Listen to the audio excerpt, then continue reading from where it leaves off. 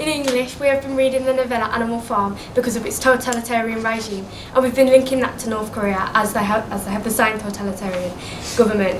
And we've been writing letters to the Chinese Prime Minister to allow women, children and men a safe passage through to China. Dear Chinese Prime Minister, there is an epidemic. People are dying every day as we speak because they can't take the injustice that is bestowed upon them. I wholeheartedly disagree with your government as it is totalitarian. How would you like it if you woke up every morning with an empty stomach and no reason to live? They look to you for advice, they look to you for safety, and you turn your back on them. Are you happy with yourself? First and foremost, your regime fails to foster and safeguard North Korean refugees who come to China for a better life.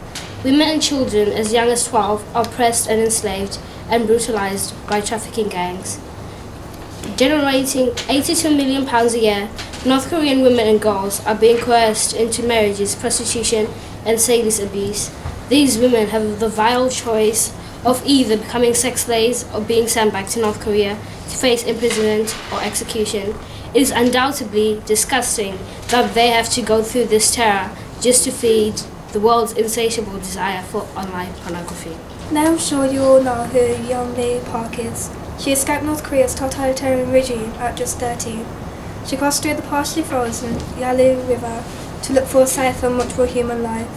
And what did she get for all her hard work? Torture. Yes, torture. This is because of your inhumane laws. Don't class her as human, as she is from North Korea. Yeonmi has told her story. She endured repeated sexual exploitation at the hands of a human trafficker. And if that isn't bad enough, she had to watch as her own mother was sold off to force to marry an unknown man.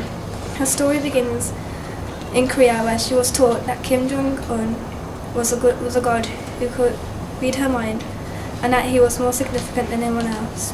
She has said that indoctrination made questioning the system a life or death situation.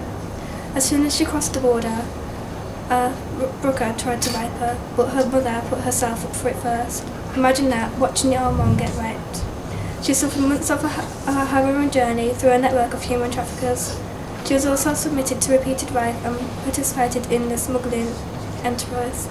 How is this fair? How is this legal? But if she had a safe passage to your country, none of this would have happened. How do you feel now? Finally, your sadistic ways do not help at all. This is urgent. The oppressed people of North Korea continue to suffer, living in ruthless conditions. Give these people a real chance of survival. Who are you not to give them the right to be free? North Koreans are being subjugated due to your brutal laws. You have the power to empower those who do not have a voice to speak up. Thank you all for listening. However, listening won't help all of those young girls escape the sadistic abuse of their so-called owners. But you, Chinese Prime Minister, you could help them. You could take action, and you could help those North Korean girls have a normal life.